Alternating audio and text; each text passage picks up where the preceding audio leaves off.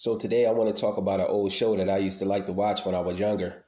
But this show used to be creepy and scare the crap out of me. It's called Unsolved Mysteries, hosted by Robert Stack, if anyone remembers. The show basically was about unsolved mysteries and unsolved crimes. The show gave me the inspiration to do this video I'm doing now on Black Hope Cemetery. So in like 1982, a family by the name of Sam and Judith Haney moved into a new home just outside of Houston, Texas, in the Newport subdivision, Crosby, Texas.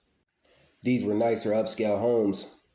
But once the family moved into this house, they began to notice strange supernatural occurrences that frightened them.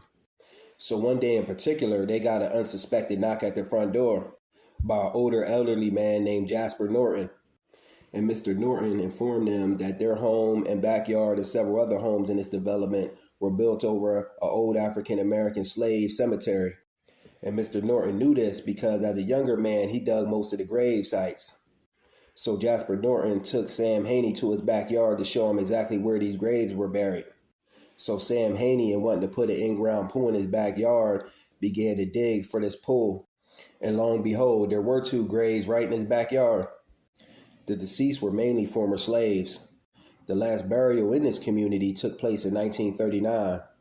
As many as 60 people were buried in this community subdivision in Crosby, Texas. This would account for why the family was experiencing strange, creepy, supernatural experiences in their new home.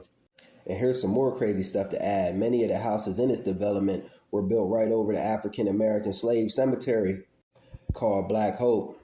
The Newport subdivision was originally owned by the Mercer McKinney family, who were wealthy landowners due to them making money off the slave trade.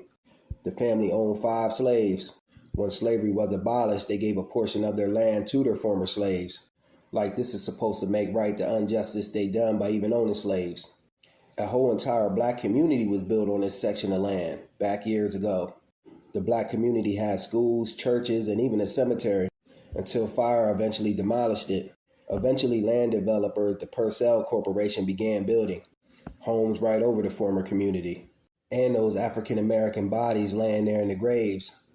The land developers didn't even make sure, from my understanding, that there weren't any more graves buried there. They just simply began building their project and covered it up.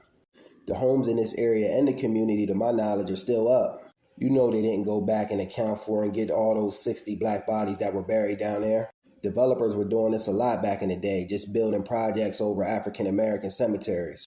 Most time not even caring that there were people buried down there, all in the name of getting that bag. But this is actually a picture of Black Hope Cemetery shown right here, I forgot to mention. Peace.